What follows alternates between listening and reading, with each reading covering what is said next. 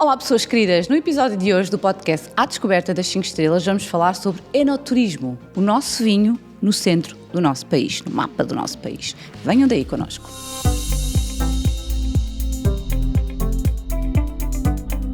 No episódio de hoje tenho o prazer de receber aqui no estúdio do Prémio 5 Estrelas Regiões a Ana Coutinho, da Casa das Talhas. Olá Ana, muito bem-vinda. E a Cláudia Fernandes, do Palácio da Brejoeira. Muito bem-vindas as duas, obrigada por estarem connosco e por nos darem o prazer de partilharem o vosso conhecimento sobre um tema tão importante no nosso país. Para iniciarmos aqui a nossa conversa, é isso que nós vamos fazer, e para quem nos está a ouvir e vai querer começar a tomar notas, as pessoas comecem a tomar notas, porque estão aqui duas mulheres entendidas e preparadas para responder às nossas questões. Vou colocar uma pergunta para as duas e agarra quem quiser e depois seguimos nisto com uma conversa. Está bem? Aqui um primeiro icebreaker. O que é exatamente, imaginem que eu sei nada sobre isto e as pessoas que nos estão a ouvir não sabem nada. O que é o enoturismo? E que tipo de experiências é que inclui o enoturismo? Imaginem que estão aqui, tenho que dar aqui uma masterclass, porque eu acho que isto vai ser uma masterclass. No nosso caso, mais do que vinho, o enoturismo também engloba uma parte muito importante. A propriedade tem um palácio, portanto a componente patrimonial lá é muito importante, mas normalmente as pessoas que procuram quintas de enoturismo procuram essencialmente a experiência enológica, o contacto com os vinhos. No nosso caso, nós também somos produtores de aguardente, portanto também temos aí outra vertente que as pessoas também nos procuram exatamente para perceber como de uma casta se pode fazer muito mais do que vinho, também se consegue fazer aguardentes de excelente qualidade. Portanto, mais abrangente. Sim. Ou seja, quando as pessoas procuram, e já vamos aqui um bocadinho ao impacto e à importância que o turismo relacionado com o vinho, os turistas que vêm de propósito a Portugal, maravilhosos, para conhecer os nossos vinhos, quando vêm à procura desta experiência, o que é que procura? Ou seja, que atividades é que vocês incluem para proporcionar mais do que... Porque corrijam-me se eu estiver errada, quando pensamos em enoturismo, na minha cabeça vem degustação, e é muito mais do que isso, certo? Sim, é muito mais do que isso. Há, como a Cláudia já referiu, uma componente, no caso deles, patrimonial, no nosso caso histórica, porque produzimos um vinho com características únicas, que é o vinho de talha, um património deixado ali pelos romanos. E então os nossos turistas procuram, acima de tudo, autenticidade, saber o que é que se faz na região, o que é que os locais consomem. É uma das perguntas muito frequentes, normalmente de turistas estrangeiros, onde é que os locais vão, onde é que os locais comem, o que é que os locais consomem, para terem a experiência mais genuína e mais autêntica possível. Portanto, há muito essa procura pelos costumes, pelas tradições, pelos produtos locais, pela gastronomia local e, no nosso caso, por esta da história também do vinho de talha. Que vocês têm. É engraçado, porque fizemos exatamente a mesma pergunta, pegando aqui no nosso exemplo mais recente, que é quando fomos a Bordeaux, que é qual é que é o vinho que as pessoas procuram mais aqui, precisamente. E fomos conhecer as caves e Saint-Emilion, e foi espetacular. Falando aqui um bocadinho sobre o mercado, e eu vou ler aqui esta parte para ter a certeza que estou a dizer os dados todos certinhos. Tenho aqui nas minhas notas que, de acordo com os últimos dados do Instituto da Vinha e do Vinho, Portugal recebeu cerca de 2 milhões de visitantes nas regiões vinícolas.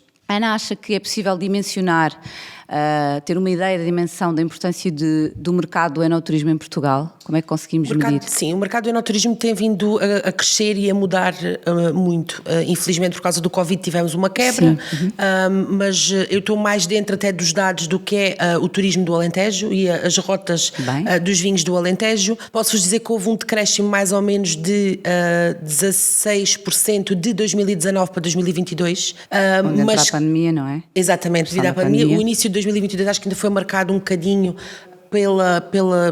por deixar as restrições e voltar a ter uma vida normal, e portanto acho que o início do ano de 2022 ainda foi um bocadinho afetado por isso. Este 2023, no nosso caso, está muito mais promissor, estamos com um aumento de cerca de 25% referente ao ano passado.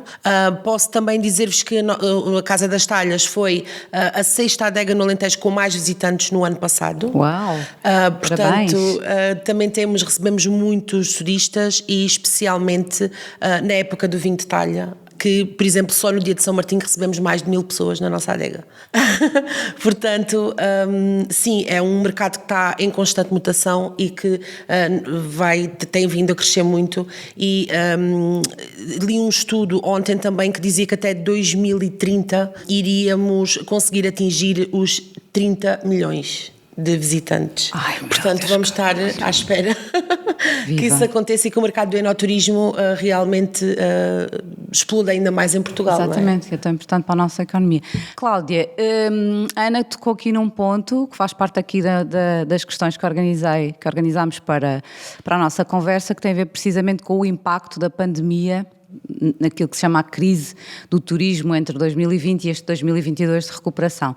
Também sentiram isto? Nós sentimos bastante, porque na altura estávamos muito empenhados num projeto de captação do turismo sénior, porque temos que ter noção que nós estamos na pontinha de Portugal, é muito difícil atrair os visitantes até nós, com certeza outras regiões também, mas nós sentimos muito essa dificuldade, e então os meses mais fracos para nós são complicados. Tínhamos um projeto do turismo sénior que foi exatamente aquele que mais dificuldade teve em retomar no pós-pandemia.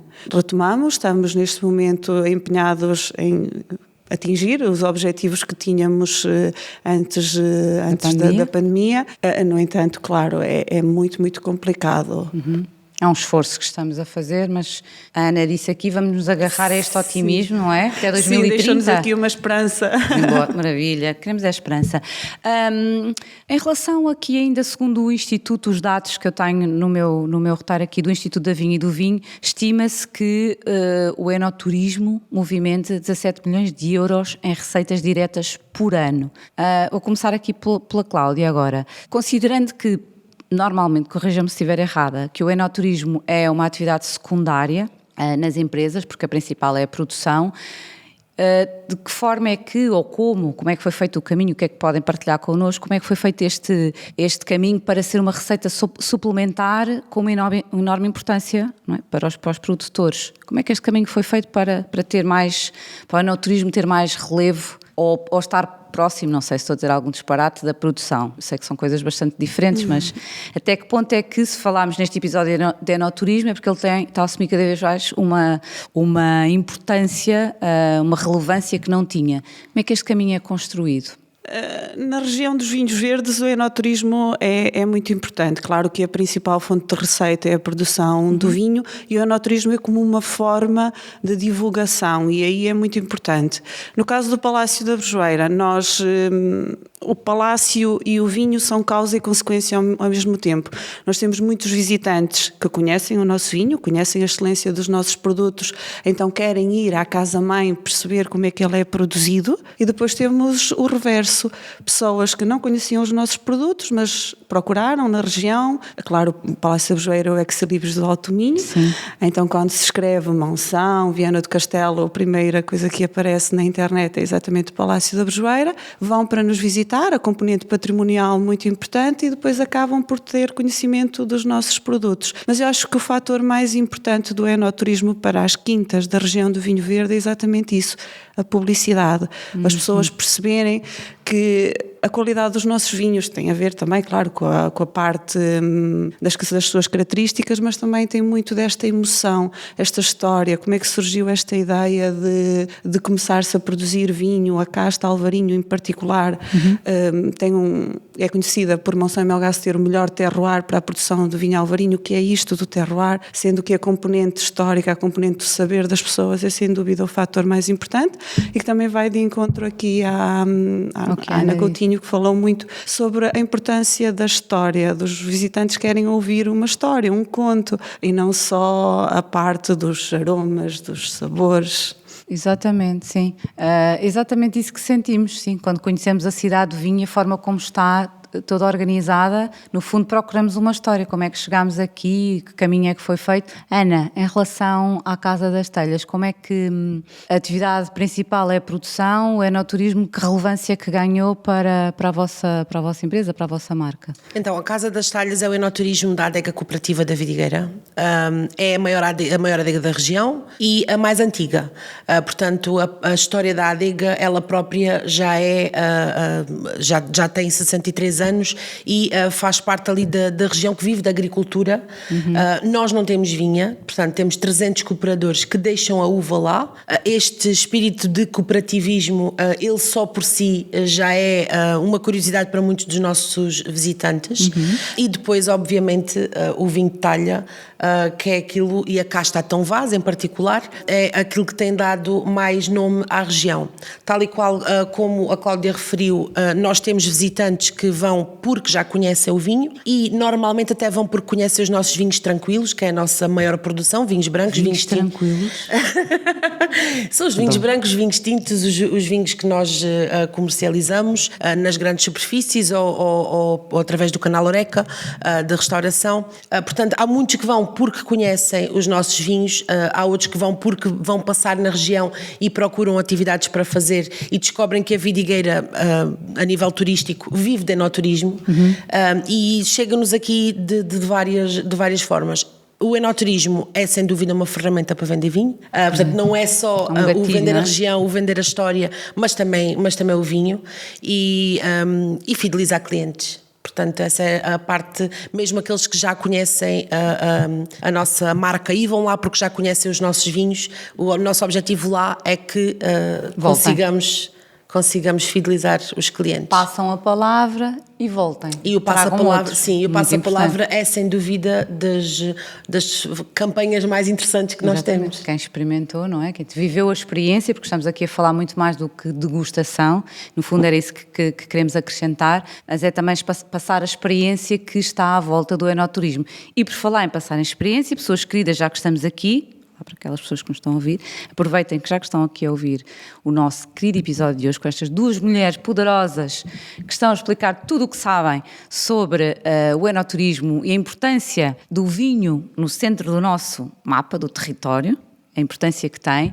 Aproveitem para deixar o vosso like, subscrever o canal caso ainda não tenham feito, tenham chegado aqui, mas ainda não subscrever, deixarem comentários e perguntas e, muito importante, partilhar. Levem esta masterclass a mais pessoas, porque há mais pessoas como eu que eu gostava de saber mais, então venham aqui e venham a ouvir. É isto, mais ou menos, não é? Então estávamos aqui a falar um bocadinho sobre o que é que inclui, quando pensamos em enoturismo, a degustação de vinhos é muito mais, portanto há aqui um conjunto de atividades à volta do enoturismo e apesar de saber que cada casa vinícola tem a sua identidade própria, a sua curadoria, como é que acontece esta programação? Como é que vocês se organizam para, vamos ter agora aqui uma visita, um grupo que vem aqui, ou um casal, ou o que for.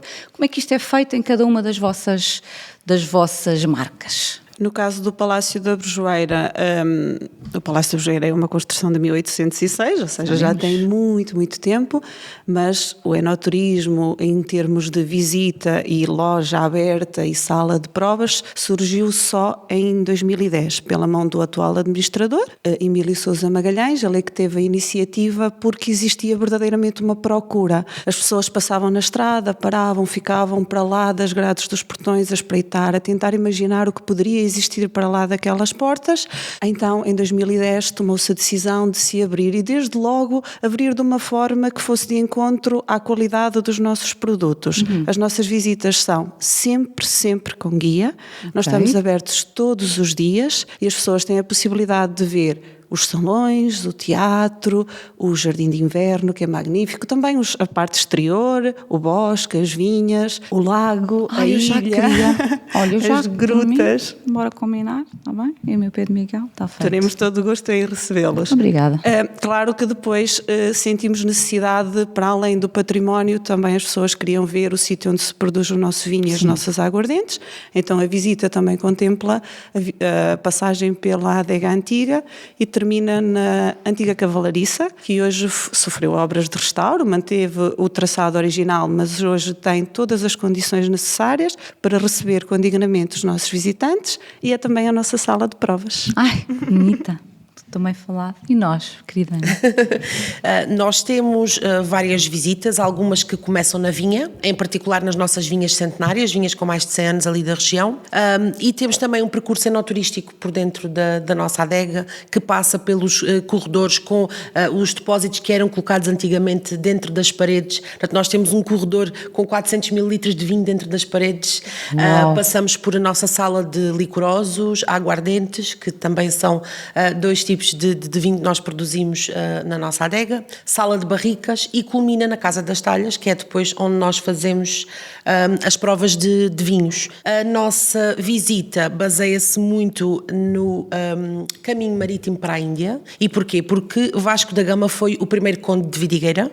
Olha. E, portanto, os nossos vinhos são também eles uma homenagem à viagem do Vasco da Gama à Índia e em 1498, quando ele chegou à Índia e quando regressou, foi-lhe dado o Condado da Vidigueira. Então o nosso topo de gama chama-se Vidigueira 1498 e é uma homenagem ao Conde da Vidigueira. Uau! Após não sabiam isto.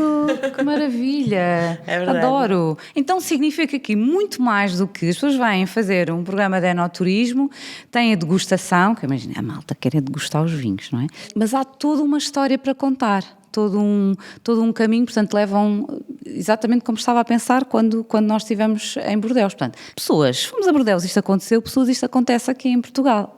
Há pessoas aqui a contar como é que funciona esta curadoria para as atividades que estão ligadas às produtoras vinícolas, que têm também esta componente tão interessante de contar um bocadinho da nossa história, no fundo da história de todos, não é?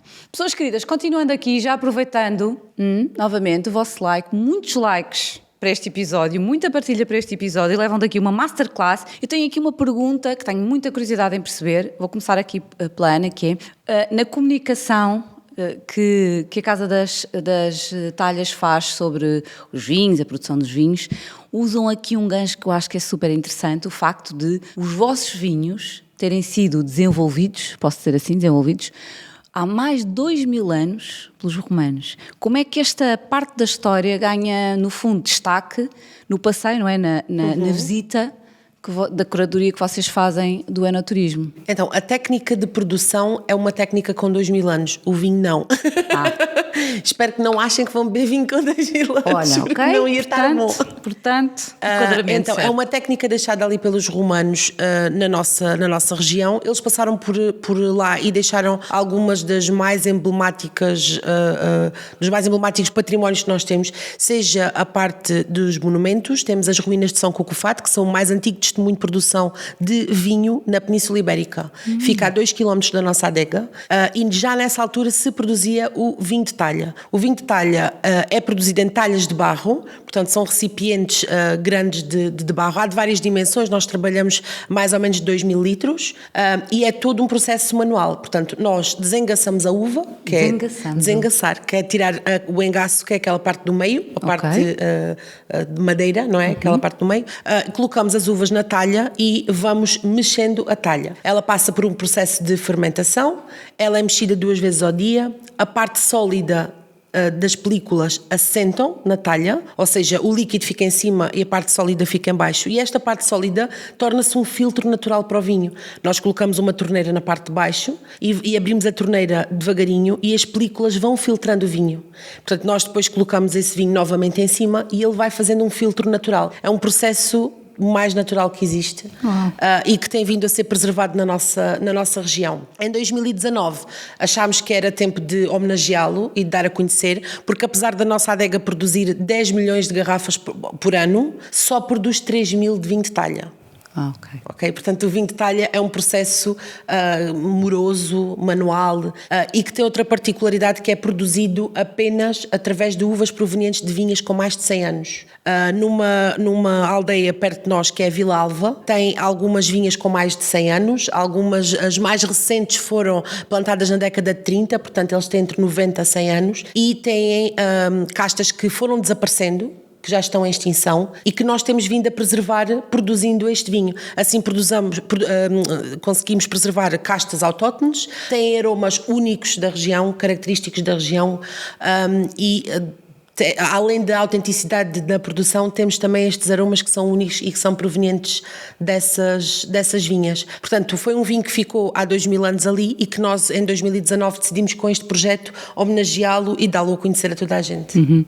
E trazer isso para a história, portanto, da visita que fazem às vinhas centenárias, não é? Introduzir isso no discurso, na comunicação. Começando pelas vinhas centenárias, portanto, nós conseguimos ir ver in loco essas castas, a unicidade das folhas, das uvas, os aromas, a complexidade dos sabores, porque tem aromas muito particulares ali da região, como é o caso do Atão Vaz, que é a nossa casta autóctone, e depois conseguimos fazer todo o processo, portanto, encher as talhas, ir ver como é que funciona o processo. Se nos visitarem na época de novembro, dezembro, conseguem provar o vinho diretamente saído da talha. Ou seja, nós colocamos uma torneirinha, abrimos e tiramos o primeiro copo, que é o aparadinho, e provamos o vinho de talha saído diretamente da talha. Assim, com, obviamente, os petisquinhos alentejanos. Ora bem, que é aquela parte, um queijinho, jorizinha. Muito bem, olha, eu por mim já lá estou. Novembro, dezembro, faço anos em dezembro, vou passar o meu aniversário à vidigueira, cansado.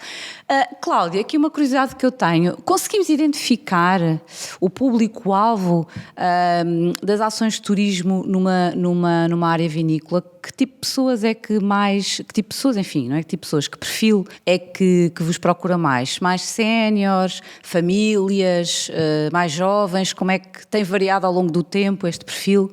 Sim, o nosso cliente tipo é sem dúvida as famílias, elas não vêm todo ano, existe ali uma altura, principalmente as de férias, em que as crianças não estão na escola e então por norma é nessa altura que nós recebemos as famílias. Daí nós também termos então esse projeto de captação do turismo sénior, porque ele é importante para as épocas de menos turísticas, por assim dizer. Exatamente. No entanto, o facto de estarmos posicionados tão lá em cima, na pontinha de Portugal, também tem uma mais-valia. Nós estamos muito próximos da fronteira. Portanto, grande parte dos nossos turistas são também estrangeiros, principalmente espanhóis, obviamente, que fazem com que nós tenhamos turismo todo o ano. Boa. Porque o turismo nacional ainda fica muito ali pelo Douro, que é a região vinícola mais conhecida. A região dos vinhos verdes tem feito um trabalho notável, é verdade, mas ainda temos um longo percurso a percorrer para captar os turistas para lá do Porto. Para lá do Porto, muito bem, portanto, mais lá para cima. E tenho aqui curiosidade em perceber como, para além da maravilha, que é estarmos aqui sentadas as três a conversar, no âmbito desta maravilha que é o Prémio 5 Estrelas Regiões, para além deste meio de comunicação das vossas marcas, como é que é, e por estarem, pegando aqui no que a Cláudia estava a dizer, por estar numa região ligeiramente mais distante, de que forma é que fazem a comunicação do produto? Como é que chegam a esse turismo, ao público-alvo? A Ana depois também já nos vai aqui explicar como é que fazem essa comunicação, essa estrutura, em que é que se focam. Alguns segredos que possam partilhar connosco, claro. Sem dúvida, o mais importante, eu passo a palavra. Nós fazemos questão de ter uma oferta de qualidade, queremos mesmo que os visitantes saiam de lá satisfeitos, para que nos recomendem. É uma das coisas que nós dizemos no final da visita, que agradecemos a visita e esperamos revê-los numa próxima oportunidade, quem sabe com familiares, amigos, recomendar-nos a outras pessoas, porque é sem dúvida a forma de publicidade mais genuína e a mais importante. Claro que também estamos presentes nas redes sociais, que hoje em dia é sem dúvida o mais importante, principalmente para o turismo mais jovem, que procura também. Aí para os jovens nós temos o que eu posso chamar uma mais-valia. Normalmente aquela faixa etária mais jovem procura a jovialidade, a acidez, aquela parte mais irreverente do Alvarinho, e então também também conseguimos chegar a ajustar, não é? A comunicação nesse sentido. Sim, e a presença nas redes sociais, que é um meio mais privilegiado para essas camadas, é importante para nós. Depois, obviamente, nós vendemos as nossas visitas no nosso site, as pessoas podem comodamente na sua casa comprar os nossos programas de visita, as nossas provas e depois deslocar-se até nós, e a visita sai a cada 30 minutos, portanto não tem ali grande compasso de espera, é só esperar pela próxima visita, tem uma regularidade certinha a cada 30 minutos. Muito bem, muito bem. E nós? No nosso caso, um bocadinho também como a Cláudia falou, o boca a boca tem sido, sem dúvida, o maior impacto de recebermos pessoas lá. Nós fazemos, o nosso espaço da Casa das Talhas não é só um espaço de provas, é também um espaço para eventos e, portanto, nós temos recebido muitos eventos empresariais. Ali na região do Alentejo não há muitos espaços como o nosso e temos tido essa mais-valia. E depois, obviamente, no final aconselhamos sempre a voltarem com a família, a voltarem com amigos para fazerem provas de vinhos e, portanto, é mais ou menos a mesma estrutura. Redes sociais, obviamente, não é? Tentar conciliar aqui o online com o offline, ou seja, também fazemos algum investimento no que toca à comunicação offline, mas o online tentado cada vez mais a ganhar impacto e especialmente para o público estrangeiro. Para chegarem também lá fora. Aqui uma curiosidade que eu tenho para as duas, que tem a ver com o facto de, nas zonas onde estão, nas zonas do país onde estão, a importância que assume existirem uma boa estrutura de hospedagem. Consideram que este é um fator diferenciador até na vossa comunicação, não é? Quando vierem, não é se vierem, porque nós assumimos logo que é quando vierem, têm aqui esta oferta, têm também este cuidado, não só de terem, não sei se parceiros locais, como é que funciona? É um fator diferenciador? Acredito que sim. Como é que está organizado nas zonas onde estão e se acreditam que quando o turista nos vem visitar, portanto o enoturismo vem especificamente para desenvolver um conjunto de atividades nas vossas casas, digamos assim, e fazem uma viagem curta ou querem aproveitar e, portanto, aí já faz toda a diferença ter uma boa estrutura de hospedagem. Qual é que é a vossa visão nesta parte e até que ponto contribui para ser diferenciador? Quer numa região, até porque estamos em pontos diferentes do país, não é? Podemos dar aqui uma visão bastante diferente também. Infelizmente, ainda não há muita oferta na nossa região. Tem vindo a crescer, estão a existir agora alguns investimentos lá, também em enoturismo, mas em alojamento, em restauração e, portanto, está a crescer, está-se a adaptar ao mercado. Ainda não temos muita oferta, especialmente no alojamento, num raio de 20 km, não é muita oferta. Especialmente na nossa época alta, que deve ser diferente da Cláudia, a nossa normalmente é novembro e dezembro. Setembro, vindimas, mas depois novembro e dezembro, que é quando abrimos as talhas, que é quando bebemos o vinho de talha. Nessa altura, por norma, os alojamentos nesta altura já devem estar esgotados. Já estão marcados para essa época. Existem muitas atividades lá, São Martinho, feiras de vinho, prova de vinho de talha, rota das adegas, portanto há-se uma quantidade de atividades que acontecem e por norma os alojamentos esgotam, mas felizmente estão a começar a haver mais investimentos nesse sentido. Portanto existe aí abertura, malta que nos está a ouvir, para poder fazer esse investimento também, não é? É verdade. Depois temos dois tipos de turistas, temos aqueles que estão de passagem e aproveitam para ir conhecer a adega e os vinhos e temos aqueles que querem planear um fim de semana e nós por norma aconselhamos sítios a visitar, alojamentos onde ficar, temos parceria com alguns alojamentos locais e aconselhamos sempre alguns locais, dependendo do interesse do visitante, claro. Muito bem. E aproveitando também aqui, como é que fazem, no caso da Casa das Talhas, para manter um bom índice de visitas, portanto, público numa época mais baixa? Estávamos a falar aqui da época mais alta, Cláudia também falou, portanto, novembro, dezembro. E na época baixa, o que é que vocês... Na época baixa, como eu referi antes, a nossa Casa das Talhas é um espaço para eventos e, portanto, o nosso... exatamente. Okay. Então, durante o resto do ano, nós focamos muito em comunicar também a empresas. Muito bem. Fazemos muitas reuniões de kick-off, atividades de team building, muitas reuniões empresariais, conferências de não só entidades regionais, mas como empresas particulares. Portanto, esse tem sido, durante a época baixa, essa tem sido o nosso foco. Aproveitar aqui, já que o turismo é mais concentrado. O nosso espaço está todo equipado com audiovisuais, microfones, projetores, video wall, portanto é tirarmos estas mais-valias do espaço e usufruirmos no âmbito de outras iniciativas. Otimizar, não é? Potenciar. Muito bem. Cláudia, estávamos a falar aqui do ponto da questão da estrutura da hospedagem, ser ou não aqui um ponto diferenciador. Como é que funciona na relação com o Palácio da Brejoeira? Palácio da Brejoeira é o Só, motor, pronto, eu sei. é o motor do turismo ali naquela região. Posso dizer que nós temos bastante oferta em termos de hotelaria, restauração.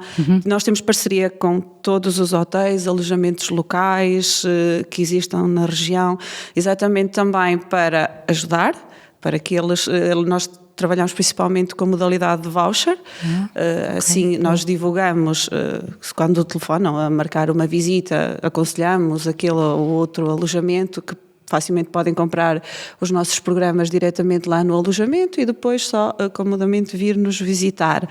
Mas também, para além da parte da restauração, da parte da hotelaria, também o comércio local. Muito bem. Nós temos muitos artesãos lá da região que têm exposição no Palácio da Brejoeira, na nossa loja, e assim nós também ajudamos a dinamizar o comércio local, o comércio assim muito tradicional ali daquela região.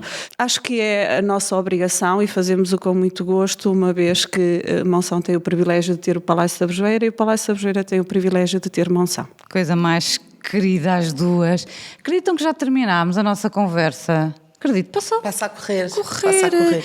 Olha, muito obrigada às duas pela vossa generosidade em virem ao nosso estúdio partilhar o vosso conhecimento e pelo facto de trazerem não só a vossa marca, carregarem aqui esta responsabilidade, no fundo, marcas premiadas, Prémio 5 Estrelas Regiões, é uma responsabilidade e um orgulho, e também trazerem um bocadinho, incluírem aqui na nossa conversa a importância da história do nosso país e as pessoas quando, quer os nossos turistas, nós como turistas, enquanto turistas, quer os nossos estrangeiros, não é, que nos visitam, levarem um bocadinho da história, não é só o produto, mas também a nossa história. Obrigada às duas.